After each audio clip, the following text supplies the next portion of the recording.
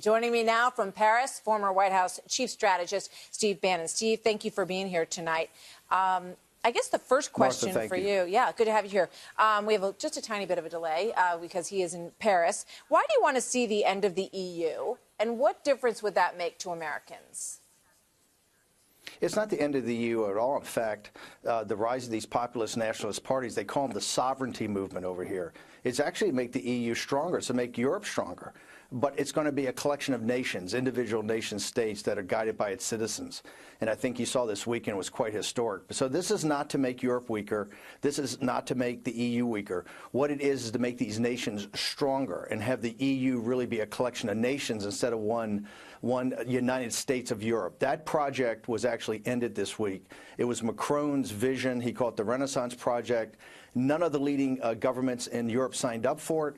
And then you saw the French people reject it on Sunday, and you saw in Italy and the UK and other places, Poland and Hungary, overwhelming support for the populist nationalist movement. So this is not, it's not to destroy Europe, it's actually to make Europe stronger. That's part of the Project Fear that the established order is trying to put into people, but it's dead wrong. Well, we've read that Macron, the president of France, has been sort of scrambling to hold on to the center, that what happened in the election on Sunday was an erosion of those center parties and an increase, obviously, in the seats on the left and on the right. So, you know, but there, if you still put some of those in the middle together, and if he can scramble together support, how tenuous are the victories that you saw on Sunday, do you think, in the end? I don't think they're tenuous at all. In fact, I think in Brussels tonight, you see Marine Le Pen, you see Salvini, Nigel Farage, others trying to put together what's called a supergroup of these populist nationalist parties, which are kind of distributed in the way they do it in the European Parliament. They're trying to combine that so they have a critical mass. Remember, the center here, you have both a socialist and then you have kind of a center-left, center-right. Those center-left, center-right parties imploded. The Tory party, the Republic Party of de Gaulle here in France, these things just absolutely imploded over this weekend. And so you're seeing the rise of populism, you're seeing the rise of nationalism. Now these leaders are going to try to put this together so they have a critical mass in the European Parliament. Knowing that the people voted against any further integration, they're now going to try to have this powerful blocking minority to make sure that the bureaucrats in Brussels can't force anything else on them. So what, I mean, what is it? You know, for people who haven't been following this at home, Salvini said that there's going to be a new Europe. What does that mean? What's going to change? It's a Europe of nation states. Remember, go back to 2016.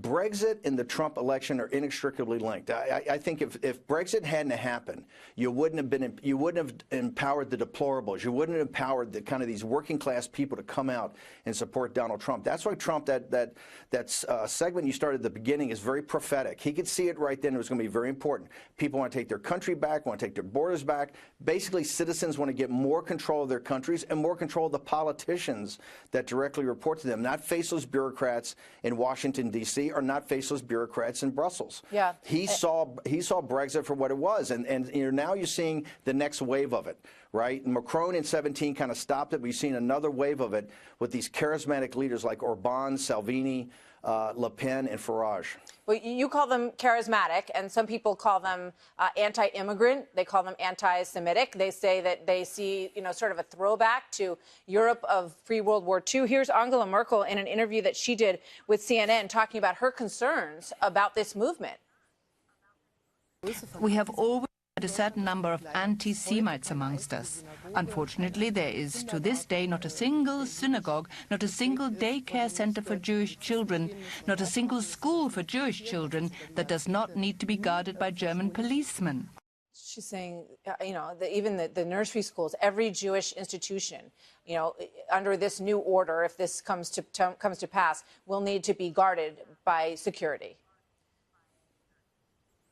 Listen, this is the phoniness of Angela Merkel. You know, today she announced she was supposed to leave, but she saw the rise of these populist nationalist parties, and she didn't think the leadership she had in the Christian Democrats was strong enough. She basically said, I'm staying, I'm not going anywhere.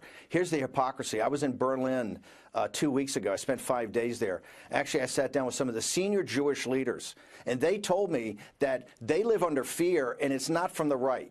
I had just been meeting with Alternative for Deutschland, the right-wing party. They said they live under fear because of radical Islam and for this unlimited immigration from the Middle East that Angela Merkel let in. And in fact, they said they couldn't even wear their yarmulkes. It just came up the other day. A German authority said the Jewish people in Berlin shouldn't wear their yarmulkes.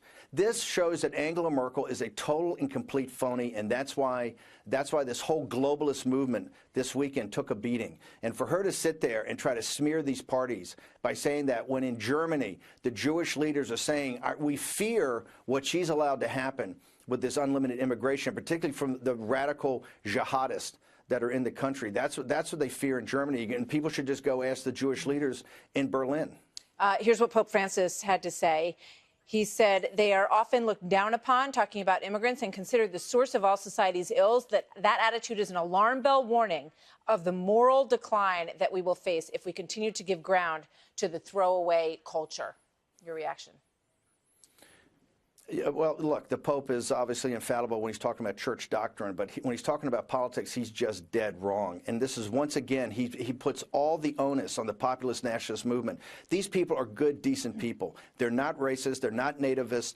They're not xenophobes. But the problems, these horrific problems in sub-Saharan Africa and in North Africa cannot be solved by working-class people in southern Italy. That's what's been the problem, is that the Pope and the rest of these globalists, this kind of party at Davos, want all the problems to be solved by working-class people. And that's what Salvini and Orban are speaking for, to say, hey, look, we understand there's a huge problem. We have to work together to solve that problem in sub-Saharan Africa or North Africa or the Middle East. Working-class people in Hungary, in France, and in Italy can't solve it. And that's where the Pope continues to kind of, I think, exacerbates this problem. But the people voted.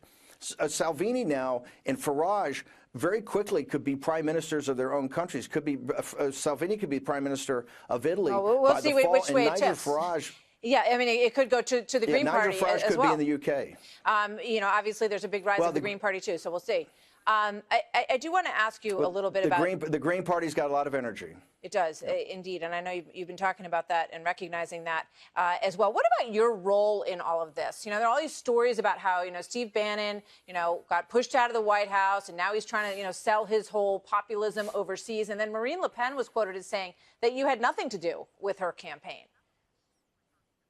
By the way, this was a European victory by Europeans. These leaders over here do not need Americans to come over and tell them how to run campaigns, their strategy, their get out the vote. This was a European victory by the individual parties in those countries, and they should be very proud of that. Look, the reason President Trump and the campaign reached out to me in 2016 is I've been working on this populist nationalist program for about 10 years in the United States. And so I'm a colleague of these people, I'm a friend of these people, but I'm not an advisor. I'm just over here to help spread the message of populism, nationalism, and I'm glad that Merkel and Macron and their heads blow up when I come over here to have my presence and kind of root on, have a rooting interest in these great political movements that are really taking charge of Europe now. So you said when you left the White House that the whole America First, the drain the swamp part of everything in the Trump campaign or the Trump presidency was over. You said that presidency is over. Do you still believe that?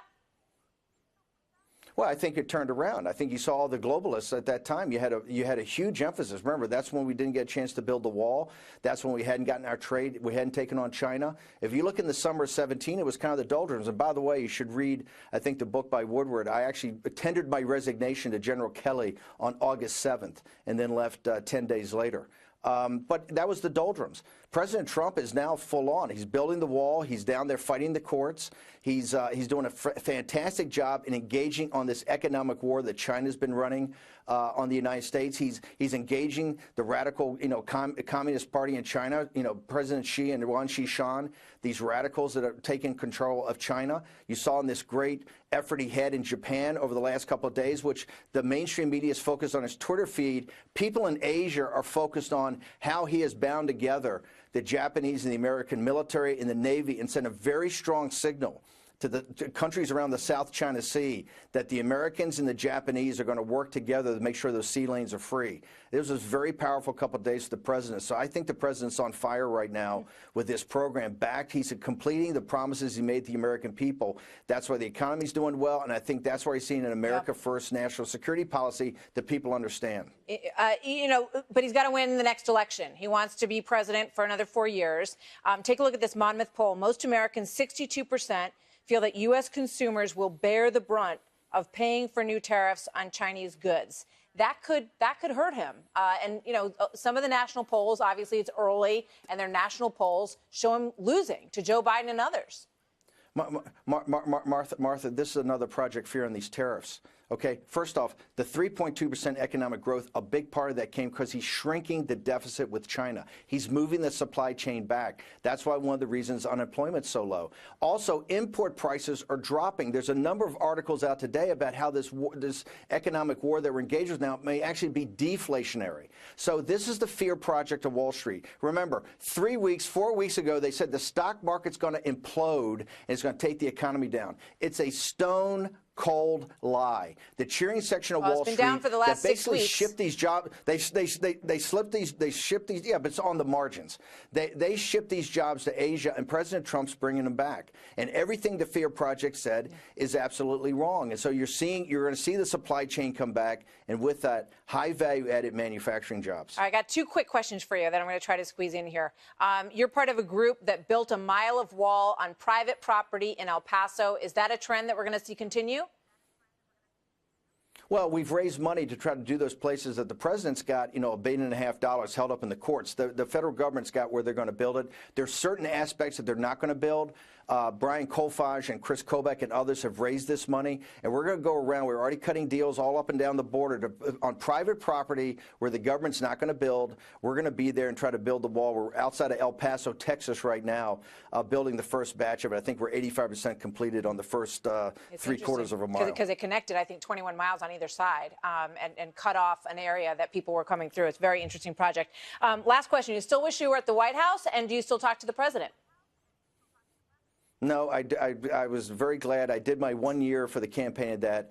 I'm very happy outside. You know, they're doing a terrific job. And no, until the Mueller investigation's over, you know, no need to talk to the president. It looks like talk to Jerry Nadler. I'm on the list to be subpoenaed to go up there, right? They've already got Don McGahn, Hope Hicks, and Andy McDowell, and Reince Priebus and I are the other two that have been named. And so when this thing's all over, I'll feel very comfortable in doing it. But while the Democrats are trying to weaponize the Mueller report, it's no need for me to. Steve Bannon, thank you very much. Good to speak with you tonight.